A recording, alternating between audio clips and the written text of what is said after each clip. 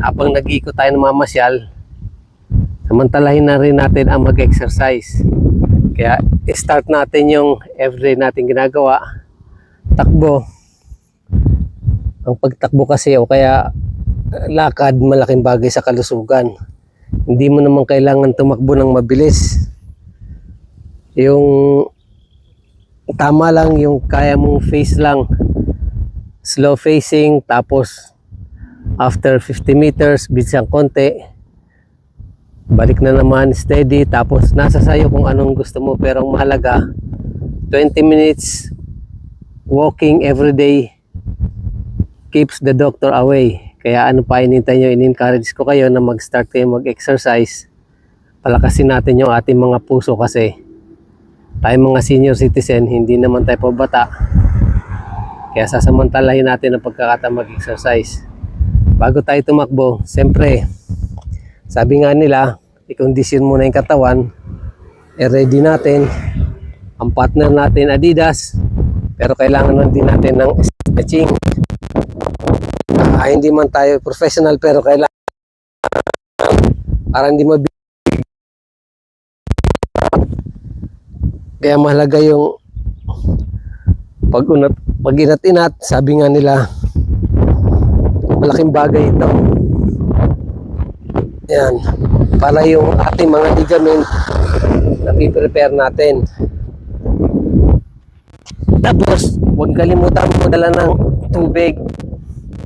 Di naman kailangan mabilisan ito. Ang exercise talaga, walking lang. Kaya shout out dun sa mga kasama natin everyday dito sa circle. Walang tigil sa pag-exersisyo.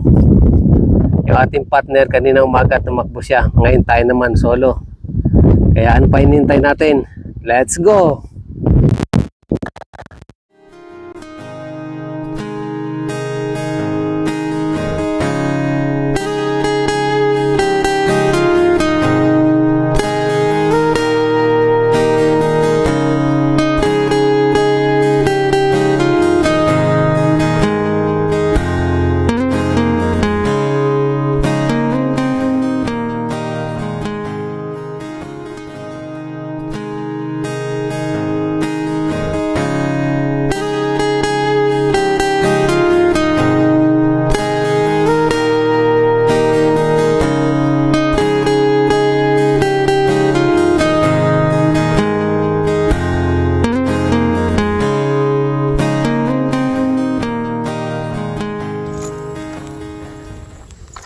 Tapos ng 1.5 kilometers, takbo pa rin tayo.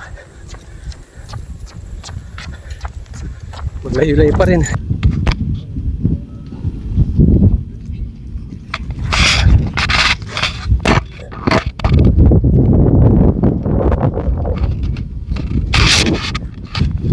Hello mga friends.